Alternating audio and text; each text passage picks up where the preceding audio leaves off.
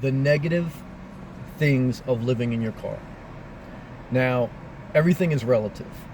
So for those who have no desire, no inspiration, no dream to live as a nomad or live out of their car or live in an RV, for those who have no desire to do so, everything about it to them is negative.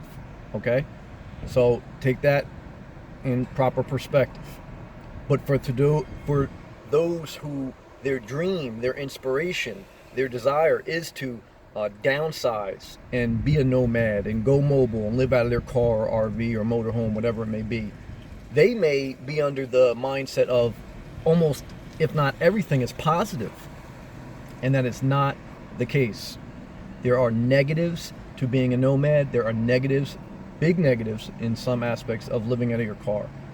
The number one thing, in my opinion, in my experience, in my perspective, the number one negative thing about living in your car is you have no permanent place that you know of each day to rest, to go home, to have a place of assurance that this is where I'm going if I need to relax and set up camp. And you're not setting up camp. You have a permanent place that you know is sliced out for you, and that is just a closure, a place that's enclosed, that you're safe in, that you can relax and you can enjoy yourself and your personal time.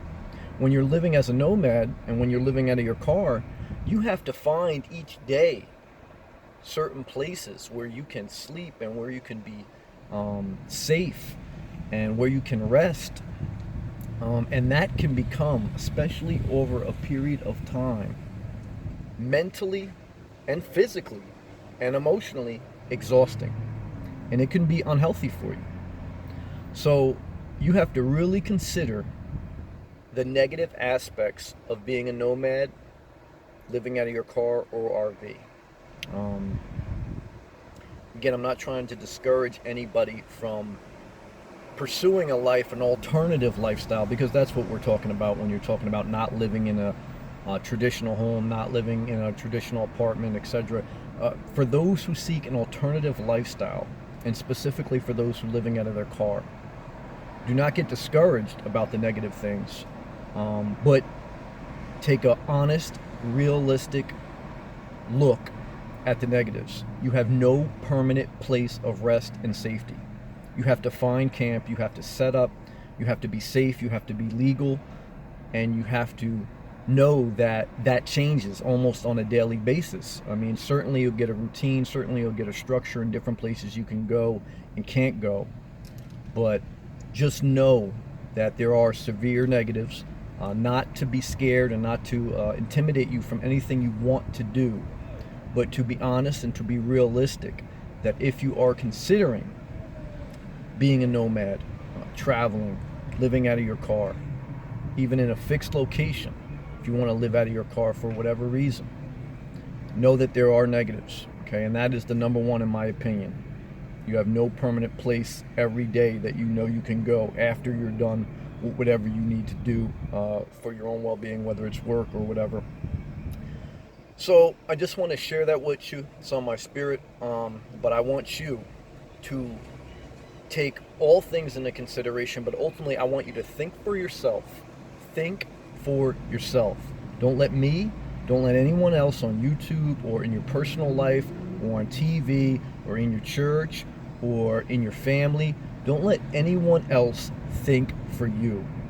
Take everybody's perspective, filter it out, discern, or kind of basically decide what is going to work for you, and think for yourself and have your own perspective. With the understanding you may make decisions in life that are wrong, because we don't always make the right decision. The smartest people do not always make the right decision. And you will have to adjust and adapt and evolve and grow.